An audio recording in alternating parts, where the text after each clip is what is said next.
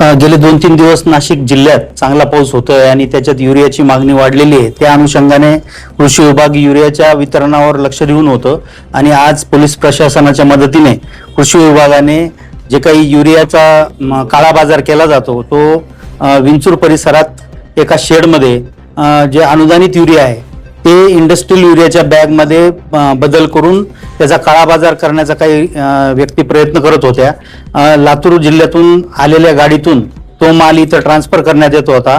त्याला कृषी विभागाच्या पथकाने पोलीस प्रशासनाच्या मदतीने ती गाडी पकडलेली आहे आणि जवळपास 761च्या जवळपास त्या गोण्या असा माल पकडण्यात आलेला आहे आणि त्याच्यावर FIR करण्याची कारवाई सुरू आहे।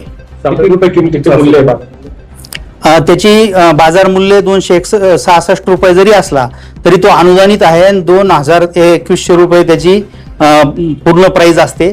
त्या हिशोबाने जर विचार केला तर तो बरीच मोठी किंमत त्याची 19-20 लाखाच्या जवळपास त्याची किंमत आहे।